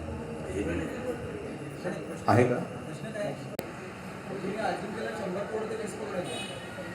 हो, डिस्कवरची बीजी तो one time at a time देणार वन टाइम देणार आहे. ती रिलीज करायचा प्रोसिजर काय असतो सो ती रिलीज तुम्हाला या माध्यमातून करायची आहे. पण 10% BG is one correct. So BG is one फंड्सचा एकच बीजी आहे डिस्कोची सो त्यांच्याकडनं दुसरी बीजी येणार हे तुम्ही रिलीज करा. रिसबमिट द न्यू बीजी हां, ते सगळं डेव्हलपमेंट ॲग्रीमेंटमध्ये आपण फाईन ट्युनिंग करणार. हो हो, ते कसं रिलीज करणार, त्याचं काय माध्यम असणार, तो कसं सबमिट करणार, ते आपण डी एमध्ये सगळं डिटेल मिळतं. सो मला वाटतं आपण प्राईस बिडकडे जाऊया. येस, पहिला जो हे आहे त्याच्यामध्ये आपण कन्स्ट्रक्शन कॉस्ट डेव्हलपरची, आपण जे ॲम्युनिटीज दिलेल्या आहेत त्या ॲम्युनिटीच्या बेसिसवर डेव्हलपरची कन्स्ट्रक्शन कॉस्ट काय असणार आहे हे आपण त्यांच्याकडनं या ठिकाणी त्याचा रेट घेतलेला आहे की ही कन्स्ट्रक्शन कॉस्ट काय असेल. दुसरा जो पॉईंट आहे तो आपण लिहिलं आहे की टेक्निकल बिडमध्ये जे आपण डिफेक्ट लायबिलिटी पिरियड लिहिलं आहे 5 वर्षाचा, तो त्यांना मान्य आहे किंवा नाही, येस और नो आपण लिहिलेलं आहे. तिसरं जे आहे, आपण जे सेक्शन सीमध्ये स्पेशल कंडिशन ऑफ कॉन्ट्रॅक्टमध्ये आपण लिहिलं आहे की बँक गॅरंटी आम्हाला 20% प्रोजेक्ट कॉस्टच्या पाहिजे, त्याच्यावर त्यांना मान्य आहे किंवा नाही, येस और नो. हां बोला. हेच जर आपण टेक्निकल बिडमध्ये घेतले तर हेच नाही, हे तुम्हाला प्राईस बिडमध्ये घ्यावं लागतात. टेक्निकल बिडमध्ये आपण दिलं की हे मॅन्डेटरी आहेत तिथे. Mandatory आहे. सपोज जर त्याने ऍक्सेप्टन्स नाही म्हणून सांगितलं तर तिथल्या तेच तो हे होऊ शकतं ना बाहेर, पण त्याला प्राइस बिड ओपन करायची गरजच नाही. नाही नाही, कारण टेक्निकल बिडमध्ये तुम्हाला हे असं टॅब्युलर फॉर्ममध्ये देता येणार नाही. तिथे आपण असं दिलं आहे टेक्निकल बिडमध्ये की आम्हाला कंडिशनल टेंडर एक्सेप्ट करायचंच नाही आहे. पण आता जो चेकलिस्ट वगैरे दिली आहे ना, चेकलिस्ट हां, चेकलिस्ट ही आहे त्याच्यावरच हे पण आपण येस किंवा नो किंवा ॲग्रीड डिसॲग्रीड केलं इतकेच होईल. तुम्हाला टेक्निकल बिड ओपन हे केल्यानंतर कळेल की प्राइस बिड ओपन करायची की नाही ते. एक प्रॅक्टिकल एक्सपिरियन्स मी तुम्हाला सांगतो. प्राइस बिड ओपन केल्यानंतर तुम्हाला कळणार आहे. तर बघा, बँक गॅरंटीच्या संदर्भामध्ये जरा विषय निघाला तर सांगतो. आता आम्ही जेवढे टेंडर आतापर्यंत फ्लोट केलेले आहेत, म्हणजे मुलुंडमध्ये आता 7 टेंडर आम्ही आता फ्लोट केलेत. वेगवेगळ्या ठिकाणी वेगवेगळे डेव्हलपर अपॉइंट झालेत. एकाही प्रोजेक्टला कोणीही बँक गॅरंटी दिली नाही. एकाही प्रोजेक्टला कोणीही बँक गॅरंटी दिली नाही. जर तुम्ही ते टेक्निकल पॅरामीटरमध्ये टाकले आणि त्यांनी तिकडे नाही लिहिली तर ते सगळे रिजेक्ट होऊन जातील, तर तुम्ही प्राईस बिड ओपनच नाही करणार.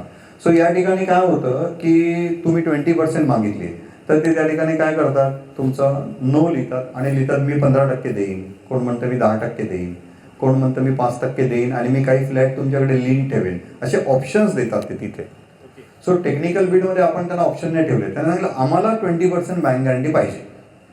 त्यांना सांगू दे की मी काय देणार आहे, मी देणार आहे की नाही देणार आहे, आणि मी देणार आहे तर काय माध्यमातून देणार आहे. तो हा मीडिया असतो. तो त्या ठिकाणी तो म्हणतो की नाही मी तुम्हाला तेवढी नाही देणार, मग किती देणार ते त्याला लिहायला लागतं तिकडे, असं आहे. सो मग हे आपण जे ओपन करू तेव्हा आपल्याला कळतं. सिक्युरिटी डिपॉझिट आपण जे मागितले 30 लाखाची, ती तो देणार किंवा नाही ते आपण मागितले. त्याच्यानंतर ॲडिशनल आपल्या मेंबर्सला जो कार्पेट एरिया आपण डिमांड करतोय, सो तो आपल्याला मोफा एरियामध्ये ते किती ॲडिशनल एरिया देणार आहेत त्याच्यासाठी आपण तिकडे ब्लँक ठेवलं आहे.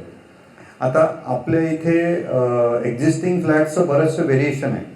सो त्या सगळ्यांना तो कसं किती कमीत कमी याच्यामध्ये बसवणार आहे, जे व्हेरिएशन ऑफ युनिट्स आहेत ते कसं ॲडजस्ट करणार आहे की नाही करणार आहे, ते पण आपण त्यांच्याकडनं मागितलं आहे. नेक्स्ट, आपण आता एखाद्या मेंबर्सला समजा 500 स्क्वेअर फीटचं जर घर आहे, त्याला प्रपोज एरिया वाढवून 100 मिळतोय, म्हणजे तो 600 मिळतोय, पण त्या मेंबरला अजून समजा 100 स्क्वेअर फीट विकत घ्यायचं आहे. तर जेव्हा तुम्ही डेव्हलपर सिलेक्ट केल्यानंतर निगोशिएशन करायला जाता ना, तेव्हा तो रेट वाढवून सांगतो तुम्हाला. सो आत्ता ही वेळ असते की याच वेळी त्याच्याकडनं आपल्याला रेट घ्यायची. तर आम्ही इथे रेट त्याच्याकडनं सांगितलं की तुझा बेसिक रेट काय असेल. एक अज्युम करा की बेसिक रेट माझा 22,000 आहे, मग त्याच्यामध्ये तू आम्हाला डिस्काउंट किती देणार आहेस. तो म्हणाल मी 10% देणार आहे. मग तुम्हाला इफेक्टिव्ह रेट काय झाला तर 20,000 रुपये झाला. तर तुम्ही आम्हाला किती एरिया ऑफर करणार आहे. म्हणजे उद्या तुम्ही म्हणाल ॲज अ मेंबर मला 500 स्क्वेअर फीट ॲडिशनल विकत घ्यायचं आहे, तर तो 500 स्क्वेअर फीट तुम्हाला डिस्काउंटमध्ये नाही देणार ना. सो त्याचं काहीतरी लिमिट असतं. सो तो किती एरिया देणार आहे तुम्हाला डिस्काउंटमध्ये, तो आपण त्या ठिकाणी देणार आहे. आणि त्याच्यानंतर तो जो ॲडिशनल एरिया तुम्ही विकत घेणार आहात त्याचं शेड्यूल काय असणार आहे. बरेचसे डेव्हलपर ॲडिशनल एरिया विकत घेताना काय करतात, PEEE रजिस्ट्रेशन तेव्हा म्हणतात की आम्हाला 50% ॲडव्हान्स द्या. कोण देणार आहे मेंबर्स 50% ॲडव्हान्स PEEEच्या वेळी. तर ते शेड्यूल मागणं पण त्याच वेळी गरजेचं असतं. सो कॉम्पिटिशनमध्ये त्यांना माहिती अजून डेव्हलपर फायनल झाला नाही, तर इथे फेअर रेट्स आणि फेअर शेड्यूल आपल्याला मिळेल, म्हणजे ते नंतर आपल्याला निगोशिएट करता येईल. म्हणून हे सगळं आपण या ठिकाणी मागितलं आहे. नंतर हे कॉन्फिगरेशन म्हणजे आता बऱ्याचशा वेळी काय होतं की काही लोकांचं 400 स्क्वेअर फीट आहे, काही लोकांचं 430 स्क्वेअर फीट, एक अजून करा, ओके. आणि त्याने जे प्रपोज एरिया मिळणार आहे ते एकाला 500 मिळणार, एकाला 530 मिळणार आहे. पण डेव्हलपरने फक्त 550 स्क्वेअर फीटाचीच घरं बनवली प्लॅनिंगप्रमाणे, तर त्या 530 वाल्याला 20 स्क्वेअर फीट विकत घ्यायला लागणार आहे आणि 500 वाल्याला 50 स्क्वेअर फीट विकत घ्यायला. पण हे जे विकत घ्यायला लागणार आहे ना, हे विलिंगली नाही आहे, हे फोर्सिबली आहे ना, कारण त्याचं प्लॅनिंग बसत नाही आहे. तुमचं 520ची एलिजिबिलिटी आहे, पण त्याचं 520चं प्लॅनिंग बसत नाही, 550च फ्लॅट बनत आहेत. सो हे 30 स्क्वेअर फीट आम्हाला फोर्सिबली घ्यायला लागत आहेत. सो त्याचा रेट वेगळा असणं गरजेचं आहे. तुम्ही विलिंगली घेणार त्याचा रेट 22,000 असेल, पण फोर्सिबलीचा रेट अजून कमी पाहिजे. तर तो किती पाहिजे तो पण आपण या ठिकाणी डिमांड केला आहे. तुमचा फ्लॅट तुम्हाला विकायचा असेल ड्युरिंग द कन्स्ट्रक्शन, तर त्याचा रेट काय असला पाहिजे ते पण आपण विचारलं आहे 10 नंबर. नेक्स्ट. एखाद्याला एरिया घ्यायचा नाहीये, हां, त्याच्या कंडिशनमध्ये मिळालं तो कसे बनवणार का? एरिया घ्यायचा नाही आहे, जो एरिया घ्यायचा नाही, ॲडिशनल एरिया घ्यायचाच नाही. घ्यायचा नाही. हां, मग आपण त्यांना सांगू ना प्लॅनिंगप्रमाणे असे किती मेंबर आहेत, काय आहे, त्यांचं युनिट कसं बनतं आहे, काय बनतं आहे, तसं पण करता येतं.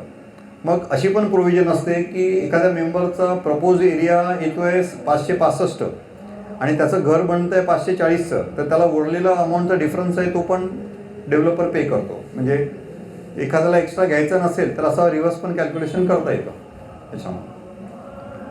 सो नेक्स्ट पॉईंट आहे की प्लॅनिंग कन्स्ट्रेंटमुळे जर तुमचा 600 स्क्वेअर फीटला तुम्हाला एरिया मिळणार आहे आणि डेव्हलपरने प्लॅनिंगमध्ये 580च बसतोय, 20 स्क्वेअर फीट कमी बसतोय, तर त्या 20 स्क्वेअर फीटसाठी डेव्हलपरने तुम्हाला पैसे देणं गरजेचं आहे.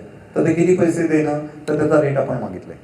आणि जर 600च्या वर झाला, 620 झाला, तर 20 स्क्वेअर फीटचे तुम्हाला पैसे देणं गरजेचं आहे डेव्हलपरला. तर ते काय रेटने तुम्ही पैसे देणार आहात तो पण रेट आपण मागितलाय दोन्ही ठिकाणी. याच्यामध्ये आपण बेरिशियल अपार्टमेंटचे पण प्रोव्हिजन केले. एखाद्या मेंबरला फक्त बांधकाम प्लास्टर करून पाहिजे, त्याला टाईल पासून सगळं जे ऍक्टिव्हिटी येतो तो करणार आहे, तर अशा परिस्थितीत बेरिशियल युनिट जर घ्यायचं असेल तर डेव्हलपर किती तुम्हाला डिस्काउंट देणार आहे ते पण आपण या ठिकाणी डिमांड केले. Next, corpus fund for member. आपल्या मेंबर्सला कॉर्पस फंड किती देणार आहेत पर मेंबर पर टेनंट ते लिहिलं आहे. त्याचं डिस्ट्रीब्युशन आपण जसं टेंडरमध्ये दिलं आहे त्याचप्रमाणे दिलं आहे. आपण ॲडिशनल सोसायटीसाठी कॉर्पस फंड डिमांड केलं आहे, तो पण आपण लिहिलं आहे. आणि त्याच्यानंतर आपण त्यांना इंडिकेटिव्ह रेट विचारतोय की बिल्डिंग नवीन झाल्यानंतर इंडिकेटिव्ह मेंटेनन्सची रेट काय असेल पर स्क्वेअर फीट ते पण आपण विचारलं आहे. आपला प्रोजेक्ट 36 महिन्याचा आहे, पण आपण 4थ्या महिन्याचं पण रेंट घेऊन ठेवलं आहे. कधी अनफॉर्च्युनेटली प्रोजेक्ट मागे पुढे झाला आणि 4थ्या महिन्याचा रेंट जर फायनल नसेल तर डेव्हलपर 3ऱ्या वर्षाचा रेंट आहे ना तेच कॅरी फॉरवर्ड करतात. तर तसं होऊ नये म्हणून 4थ्या महिन्याचा पण रेंट आपण त्यांच्याकडे 4थ्या वर्षाचा तो पण रेंट आपण डिमांड केलं आहे. नेक्स्ट. हां बोला.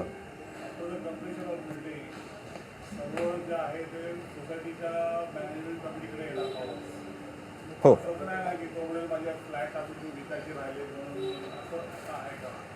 ओसी आल्यानंतर पुढचे 12 महिन्याचा जो मेंटेनन्स असतो तो डेव्हलपरकडे असतो. 12 महिन्यापर्यंत त्याला पूर्ण मेंटेनन्स करून त्याचे अनसोल्ड युनिट आहेत ते त्याला विकायचे असतात. त्या 12 महिन्यामध्ये त्याचे अनसोल्ड जे युनिट्स आहेत ते त्याने नाही विकले तर त्याचा मेंटेनन्स कॉस्ट त्याला सोसायटीला द्यायला लागतो आणि 12 महिन्यानंतर त्याला सोसायटी हँडओव्हर करून द्यायला लागतो. पण तोपर्यंत सगळा मेंटेनन्स तो बघतो. आहे ना आपलं टेक्निकल याच्यामध्ये आहे. त्याच्यानंतर ब्रोकरेज आपण कन्सिडर केलेलं आहे पर मेंबरला. शिफ्टिंग चार्जेस आणि रिशिफ्टिंग कन्सिडर केलेलं आहे. रिफंडेबल इंटरेस्ट फ्री डिपॉझिट आहे जे आपण मगाशी डिस्कस केलं होतं रेंटसाठी, ते आपण या ठिकाणी पकडलं आहे. पार्किंग रिक्वायरमेंटमध्ये आपण पर मेंबर एक पार्किंगसाठी एलिजिबल नाही आहोत. मी लास्ट टाइम पण तुम्हाला फिजिबिलिटी रिपोर्टच्या वेळी पार्किंगचे नियम सांगितले होते, पण आपण या ठिकाणी टाकलं आहे की पर मेंबर एक पार्किंग पाहिजे. आता ते निगोसिएशनला कसं होतं ते आपण बघू नंतर. त्याच्यानंतर आपल्या टेंडरच्या व्यतिरिक्त तुम्ही आम्हाला काय वेगळ्या ॲम्युनिटी देणार आहात त्याची लिस्ट प्रोव्हाइड करायला सांगितलं आहे. तुमचं प्रपोज युनिट जे असणार आहे त्याच्यासाठी तुम्हाला नवीन मिळणारं घराची स्टॅम्प ड्युटी, रजिस्ट्रेशन आणि GST ही सगळी रिस्पॉन्सिबिलिटी डेव्हलपरची आहे. आणि एक्सपेन्स डेव्हलपरला जे लिगल डॉक्युमेंट्स रिडेव्हलपमेंटच्या रिलेटेडमध्ये जे लागणार आहे त्याचे सगळे एक्सपेन्सेस डेव्हलपरला करायचे आहेत. नेक्स्ट 23वा पॉईंट आहे PMC आणि लिगलची जी फी आहे ती डेव्हलपरला भरायची आहे. इन्क्रीज इन FSI मगाशी आपण डिस्कस केलं होतं, फ्युचर बेनिफिट ते 50-50% ते त्याला तिकडे मान्य करावं लागेल. Total period required for completion of the project आपण लिहिलं आहे 36 मंथ्स, तरीसुद्धा आपण त्यांच्याकडनं स्पेसिफिक त्यांची काही वेगळी रिक्वायरमेंट आहे. कोण म्हणेल मी लवकर करेन, तर का लवकर करेन, कसं लवकर करेन ते पण विचारता येईल. कोण म्हणेल जास्त टाईम पाहिजे, तर का पाहिजे ते पण आपल्याला त्या ठिकाणी विचारता येईल. आणि हे कोणत्या पॉलिसीमध्ये आपण रिडेव्हलपमेंट करणार आहोत, तसं आपण फिजिबिलिटी रिपोर्टच्या वेळी डिस्कस केलं. 33(7)B, 33(11) आणि 33(20)B हे ऑप्शन्स आपल्याला अवेलेबल आहेत. तर त्याच्यापैकी कुठच्या पॉलिसीमध्ये जाणार आहेत ते पण त्यांना त्या ठिकाणी नमूद करायचे. सो हे आपलं प्राईस बेड या ठिकाणी संपले. रेंट बद्दल मी म्हटलं ते brokerage देणार. जर 11 महिन्यातच चेंज मार्केट ट्रेंडप्रमाणे जर बघितलं ना, ब्रोकरेज हे 3 वर्ष जरी तुम्ही दरवर्षी शिफ्टिंग करत असाल तरी पण ब्रोकरेज हे एकदाच मिळतं. प्रोजेक्ट जर मोठा असेल, प्लॉट एरिया 4-5 हजार स्क्वेअर मीटरचा असेल, प्रोजेक्टची प्रॉफिटेबिलिटी चांगली असेल, तर मग नॉर्मली बऱ्याचशा सोसायट्या दरवर्षी वेगळा ब्रोकरेज मागून घेतात. पण again it is depend upon project profitability. आपला प्रोजेक्ट तसा कट टू कट आहे, आपण विजिबिलिटीमध्ये प्रॉपर डिस्कस केलं आहे. त्यामुळे ह्या सगळ्या ॲडिशनल गोष्टी मागितल्या तर त्याचा इम्पॅक्ट तुमच्या एरियावर येण्याची शक्यता आहे. So I am giving more importance to your additional carpet area, की आपल्याला कार्पेट एरिया मॅक्झिमम कसा घेता यायला पाहिजे याच्याकडे आपलं जास्त लक्ष पाहिजे रादर दॅन या छोट्या मोठ्या गोष्टींकडे. प्राईस बीटच्या रिलेटेड काही प्रश्न आहेत?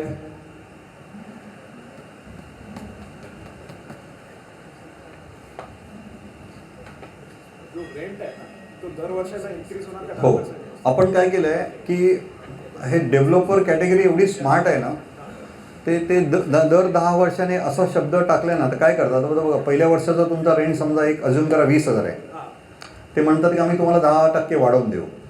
दुसऱ्या वर्षी तुम्हाला 22 मिळाला पाहिजे, बरोबर. तिसऱ्या वर्षी तुम्हाला 22मध्ये 10 वाढले पाहिजेत ना, ते परत बेसिक याच्यावर तुम्हाला हे करून देतात. मग आपण ते आता ठेवलंच नाही. प्रत्येक वर्षाचा रेट तुम्ही डायरेक्ट अमाऊंट टाका त्या ठिकाणी. पहिल्या वर्षी मला हा रेंट मिळणार, दुसऱ्या वर्षी हा रेंट मिळणार, तिसऱ्या वर्षी तो बाय डिफॉल्ट 10% इन्क्रीमेंट करून आलेला असतो, पण ती अमाऊंट फिक्स होते. मग परत त्याच्यामध्ये काही चॅलेंज येत नाही. आपलं एकदा अमाऊंट फिक्स झाली की मग संपला विषय, कन्फ्युजन नाही. सो म्हणून ते पॅरामीटर्सच वेगळे करून टाकले सगळे. हे आतापर्यंत पहिले जे सगळे अनुभव आलेले आहेत ना, त्याच्यामुळे हे सगळं अपडेट केलं इथे की ॲटलिस्ट म्हणजे नवीन आमच्या फ्युचर क्लायंटला काही त्रास नको त्याच्यासाठी. प्राईस बिल आहे that is subject to discussion असेल ना, नंतर फायनल जेव्हा आपण करू निगोसिएशन. हां, ते पहिल्यांदा त्यांची ऑफर देणार, त्यांची ऑफर आल्यानंतर आपण स्क्रुटिनी करू. मग जेव्हा आपल्या निगोसिएशनच्या मीटिंग होते त्या ह्या प्रत्येक पॅरामीटरवर डिस्कशन होणार आहे. एकदा नाही, दोनदा होणार आहे असं. हा जो रेंट आहे तो टॅक्सेबल असेल? नाही, रेंटला म्हणणं आता TDS आणि हे सगळं काढून टाकलं. हे कॉम्पन्सेशन म्हणून तुम्हाला दिलं जातं ना, त्यामुळे हा टॅक्सेबल नाही. So rent based on area आहे का? Carpet area. But they normally what they do, they just work out on the basis of carpet area and then directly they convert it into lump sum figure. म्हणजे एक समजा तुमचं 500 square feet आहे आणि त्यांनी consider केलं 50 रुपये per square feet, मध्ये तुम्हाला त्या ठिकाणी 25 हे करून देतात असं. किंवा आपण या ठिकाणी घेताना पर स्क्वेअर फीट घेऊ, कारण आपले मेंबर्स हे वेगवेगळे आहे ना, त्या पद्धतीने हां पर स्क्वेअर फीटला घेऊन टाकू. तसं किंवा मग मार्केट रेटमध्ये जो आहे या एरियात, हां तसा घेतला का? हां, म्हणजे पर स्क्वेअर फीटच घेतला तरी प्रत्येकाचे तुमचे व्हेरिएशन आहे ना फ्लॅटचे, त्या पद्धतीने घेता येईल.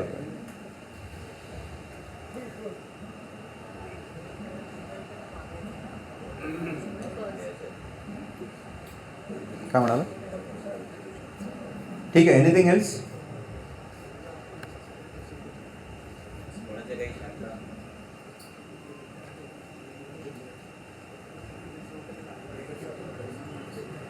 याच्या पुढच्या ज्या ॲक्टिव्हिटी होणार आहेत, जसं टेंडर फ्लोट आपण करणार आहोत. टेंडर फ्लोट झाल्यानंतर आपण टेंडर ओपन करणार आहोत. टेंडर ओपन झाल्यानंतर त्याच्यानंतर त्यांचं कसं निगोशिएशन होणार, काय पुढच्या ज्या माइलस्टोन आहेत त्यांच्या सगळ्यांच्या SOP रेडी आहेत.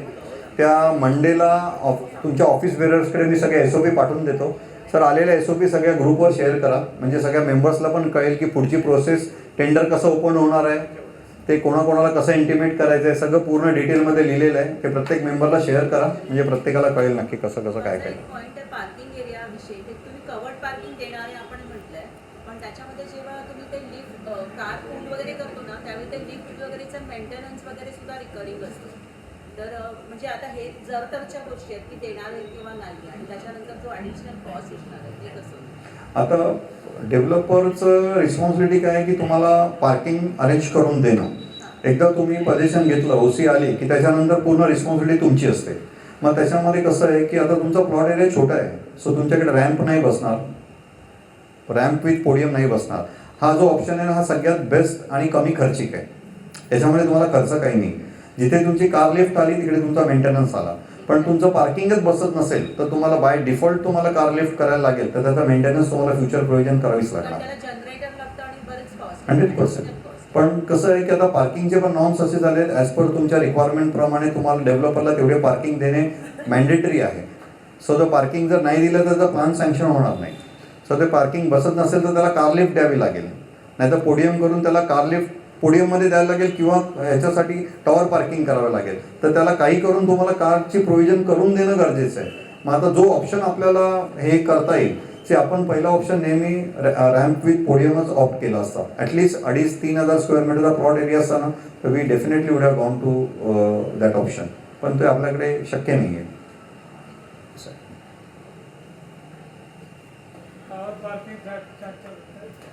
आता पर्याय नाही सर, आपल्याला जायला लागेल त्याच्यासाठी. हो, मध्ये तुमची लिफ्ट असते आणि दोन्ही साईडला तुमचं पार्किंग होतं. नाही, डिस्टर्ब काही होत नाही.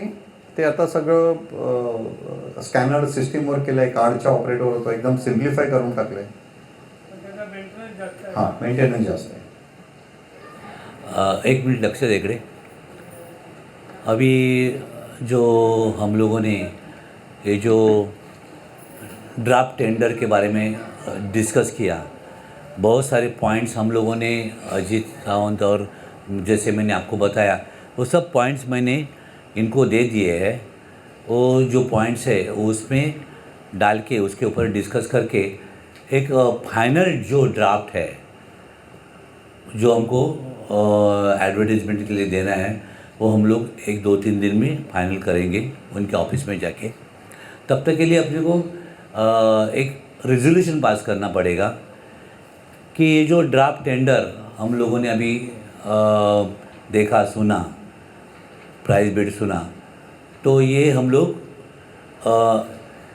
दैट मीन्स हम रिजॉल्व करते हैं कि वी आर एग्री विद दिस ड्राफ्ट टेंडर. इसके बाद में वो आगे का प्रोसीजर चालू कर सकते हैं. ये रेजोल्यूशन के बाद में वो रेजोल्यूशन करके रखेंगे. तो somebody has to propose and somebody has to seconded. कोई तो प्रपोज करो. दीपक जादव और propose and seconded by Naikode sir. तो अभी भी किसी को कुछ डाउट है, सजेशंस है, कुछ भी है तो वो हम लोग को दे सकते हैं. विच कैन हम लोग उसका ऊपर सोचेंगे. लेकिन एक बात तो ज़रूर है कि ये ड्राफ्ट टेंडर में ये has taken way Apna society का पूरा जो ध्यान रखा है उसमें, और जितना भी अपने हो सकता है उतना अच्छा प्रोजेक्ट करने के लिए ये तो शुरुआत है. आगे चल के जब ये वो डेवलपर फिक्स होगा, डेवलपर के साथ बात करेंगे, हर स्टेज में आपको इन्वॉल्वमेंट होना चाहिए. आप लोग इन्वॉल्व होंगे. हम लोग ऐसा नहीं है कि वो जो प्राइस बिड के बाद में वो सब कुछ ओपन करेंगे, टेंडर ओपन करेंगे, सब लोग को आना है, वो सब कुछ देखना है अपने आंखों से. पूरा ट्रांसपेरेंसी हम लोग रख रहेंगे. अभी अब वेबसाइट भी हमने ओपन की है तो उसमें भी सब कुछ डाल देंगे. तो वो भी कभी कभी उसको विज़िट करना, और जितना भी आगे डेवलपर होगा फिक्स उसको वो भी अपने को ही फाइनल करने का है. तो वो सब चीज़ में हम लोग साथ में रहेंगे और ये सब कुछ आगे प्रोजेक्ट बढ़ाएंगे. Thank you all. धन्यवाद.